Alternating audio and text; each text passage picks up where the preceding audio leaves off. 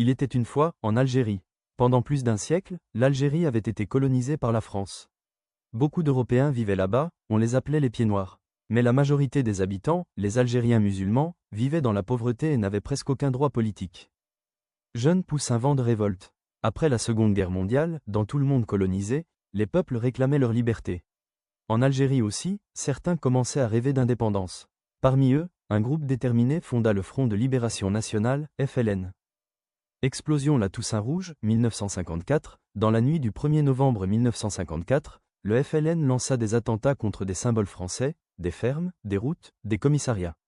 Ce fut le début officiel de la guerre d'indépendance.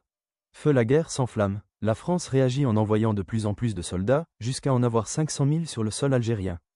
Le FLN, aidé de l'Armée de Libération Nationale, ALN, mena des embuscades, des sabotages et des attentats, notamment dans les villes.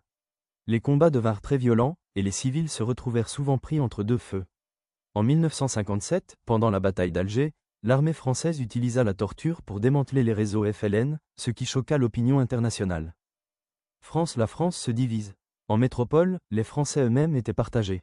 Certains soutenaient l'Algérie française, d'autres réclamaient la paix et l'indépendance pour l'Algérie. En 1958, face à la crise, le général Charles de Gaulle revint au pouvoir. Au départ, il ne dit pas clairement ce qu'il voulait, mais peu à peu, il se convainquit que l'indépendance était inévitable. Main qui écrit la fin de la guerre. Après de longues négociations, les accords d'Évian furent signés le 18 mars 1962. Un cessez-le-feu entra en vigueur le 19 mars, et les Algériens votèrent massivement pour l'indépendance. Le 5 juillet 1962, l'Algérie devint officiellement indépendante. Cercueil un prix très lourd. Des centaines de milliers d'Algériens perdirent la vie.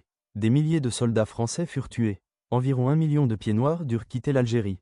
Des milliers de harkis, Algériens ayant combattu aux côtés de la France, furent massacrés ou exilés. Feuille et après, l'Algérie indépendante commença une nouvelle histoire, encore marquée par les blessures et les souvenirs douloureux de cette guerre. Et des deux côtés de la Méditerranée, cette histoire continue d'être racontée, pour que personne n'oublie.